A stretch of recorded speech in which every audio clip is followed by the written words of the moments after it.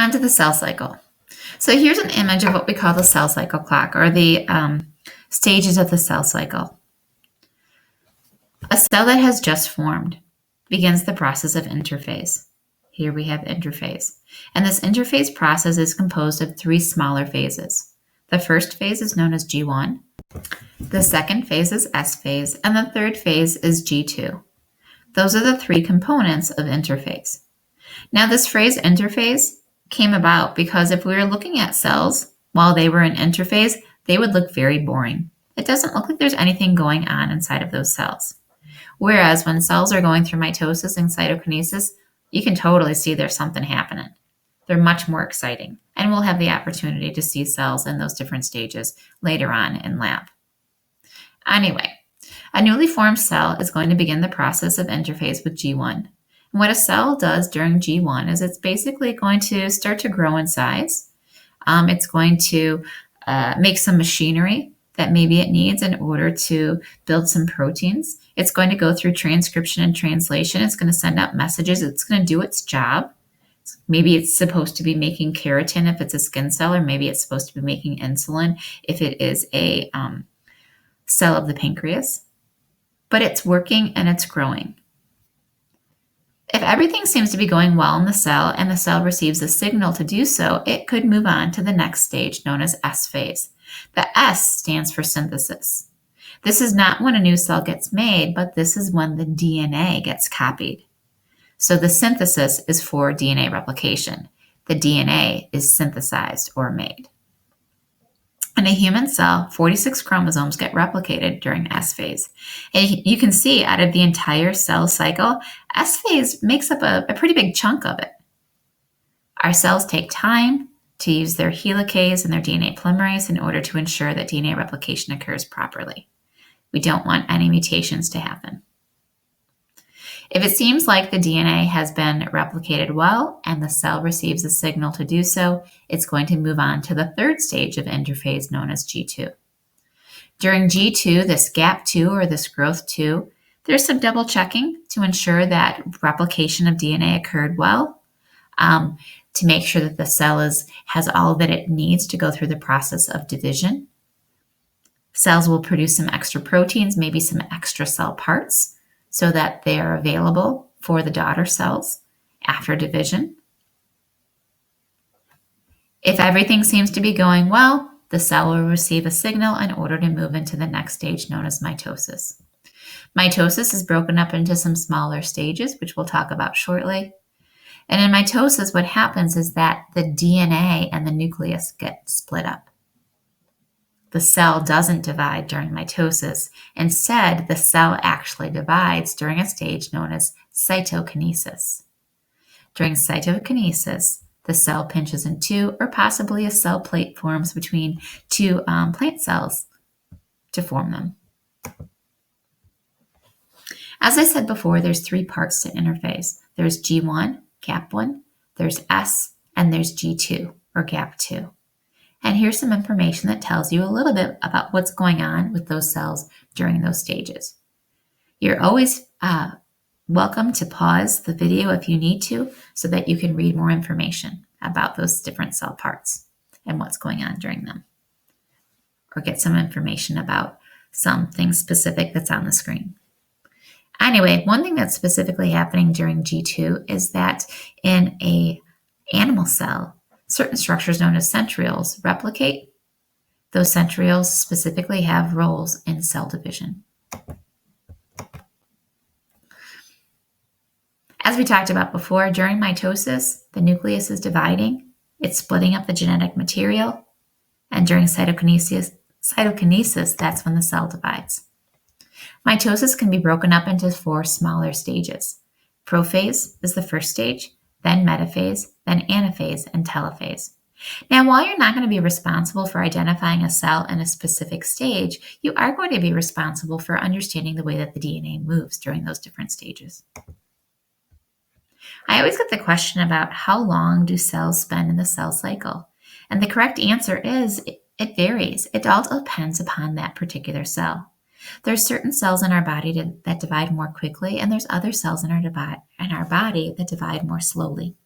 For example, skin cells, red blood cells, hair follicle cells, they divide very rapidly. I mean, the statistic on the screen is unbelievable. 2 to 3 million red blood cells are produced per second by the bone marrow, by the stem cells there. That's amazing. On the other hand, after the age of about 22, your nerve cells stop dividing. Your fat cells, though, also stop dividing. They just get bigger and smaller. So it all depends upon what kind of cell that we're talking about. On average, for a body cell in a human, it could be like 2 days is how long it takes for that particular cell to divide. Or in some cells, that's how long it takes for the DNA to be replicated, 2 days. Again, it all depends upon the cell type. One really important concept, though, to understand is that mitotic cell division results in daughter cells that are genetically identical to the parent cell and also have the exact same number of chromosomes as the parent cell. So in this diagram, we see a parent cell here, the original cell, and here's its DNA. It goes through G1 and S phase, and now it's replicated its DNA, and so we have the sister chromatids held together by a centromere. Sister chromatids are genetically identical to each other. And then what will happen during the process of mitosis is that those copies will be split up from each other. One sister chromatid will go to one cell, the other sister chromatid will go to the other cell. These daughter cells have the same number of chromosomes as what we had in the parent cell. Now, those chromosomes don't move through the cell on their own. Special proteins called microtubules do that job. Here's an awesome image showing you those microtubules. You see this red stuff everywhere? Those are the microtubules making up the spindle apparatus. The spindle apparatus is all the different individual microtubules that are responsible for moving the chromosomes around different parts of the cell and also making the cell membrane actually split up in two. The purple stuff that you see here are individual sister chromatids. Those are parts of the chromosomes that have already separated from each other. This is technically a cell that we would call in telophase. Again, we talked about how mitosis has those 4 parts: prophase, metaphase, anaphase, and telophase. Here's 2 images of some cells that are in prophase. We have an onion cell up here on the top, and we have a whitefish cell down here at the bottom. You can tell that we have an onion cell here because of the cell wall. Here's the nucleus. When a cell's in prophase, typically you can see the DNA starting to condense. The fact that you can see this red stuff, that's the formation, the early formation of some chromosomes. If this cell were in interphase, you wouldn't be able to see that red stuff. Individual chromatin molecules can't be viewed with your eyes when you're using a microscope. Down here at the bottom, we have this huge cell separated from other cells with the cell membrane. Here's the nucleus in the center, and then here's some DNA. The fact that we can begin to see that the DNA is there tells us that this particular cell is going through the process of mitosis and is probably in the early stages of it, known as prophase. The second stage of mitosis is known as metaphase. The spindle fibers connect to the centromere of each chromosome, and those spindle fibers build up and break down in order to move the chromosomes to the center of the cell. During metaphase, the chromosomes meet in the middle of the cell. And we can see that happening here in this metaphase cell, this onion cell at the top. We can also see it happening here in this whitefish cell at the bottom. You can also see these great spindle fibers. Nice example shown here. During anaphase, the sister chromatids are pulled apart. I always think of anaphase and apart. What's happening is that the spindle fibers have separated the centromeres, and the 2 sister chromatids are being separated from each other, and it's almost like the sister chromatids, like their arms and legs, are being dragged behind them as they're being separated and moved toward opposite ends or poles of the cell. Lastly, in telophase, a new nuclear membrane begins to form around the DNA. The chromatids unwind, they decondense, and they go back into chromatin form, and you can't really see them very well inside of these cells, but you can see a cell plate forming. That cell plate is what's going to split up the cytoplasm to form two cells.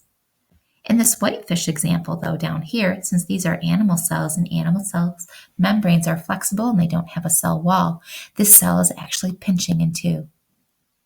The different spindle fibers are helping to separate the DNA and also begin that pinching process. At the end of mitosis, cytokinesis happens. That's the division of the cytoplasm and the organelles. Sometimes it's happening concurrently with telophase, and in other cells, it's happening just after telophase ends. Here's two awesome images of cytokinesis occurring in some examples of some animal cells. Here we have an egg. This is a fertilized egg that is going through the first cell division. We have this really sharp indentation where the cell membrane is being pinched. The technical term for this is cleavage. Yep, it is. It's cleavage. We have the initial cleavage of the cell, the initial division happening. Over on the right, we've got white blood cells. Well, almost white blood cells. It's one white blood cell that's going through cytokinesis and forming another one. Here's some images, some drawings of what's happening when that cell plate forms in plant cells. So here on the left, we probably have a cell that's in late anaphase. I know it's anaphase because you can still see the individual chromatids. There are the sister chromatids to those other chromatids up here. You can also see the fibers, the spindle fibers separating them.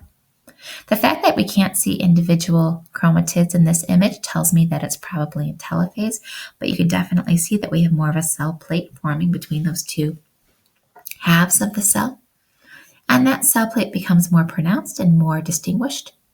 And the nuclear membrane reforms until eventually we have two complete cells that are genetically identical to each other. Some important things to remember is that at the end of mitosis, we have two daughter cells that are identical to each other. They're also identical to the parent cell. There is no change in chromosome number.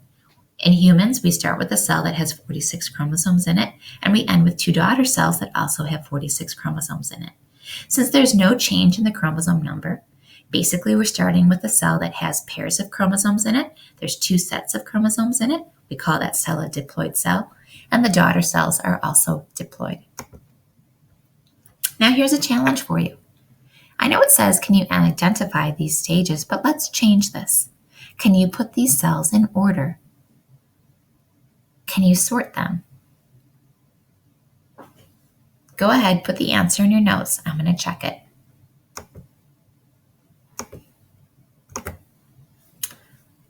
All right, there's the summary. I'll let you read it, but I'm moving on here. You could always go back and check it out and pause the screencast. This is what you're going to see coming up this next week when we look at some plant cells. These are specifically onion root tip cells, and we'll be looking at them using our microscopes. Now, there's cells in different stages of the cell cycle. Some of these cells are in interphase. Now, an interphase cell, you can't typically tell if it's in G1 or S or G2.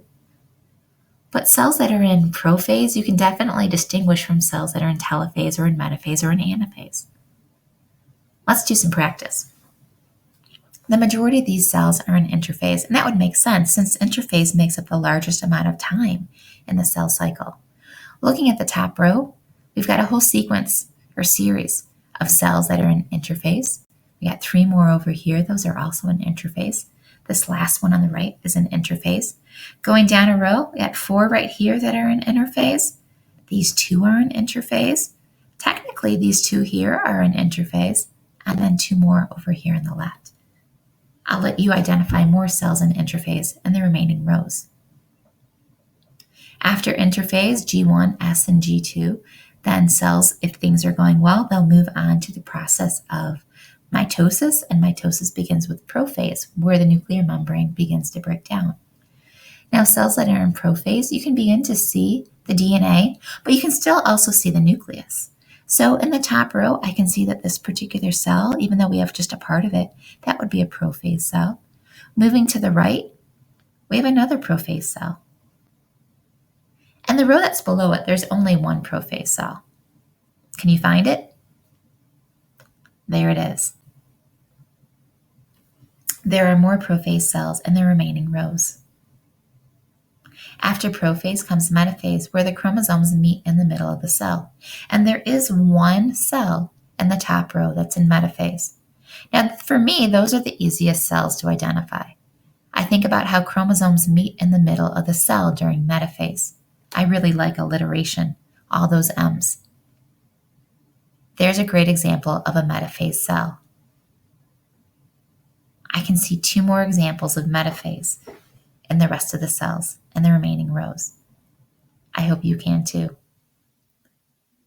Now, after chromosomes have been met in the middle, the spindle fibers are going to pull on the centromere and separate the two sister chromatids from each other.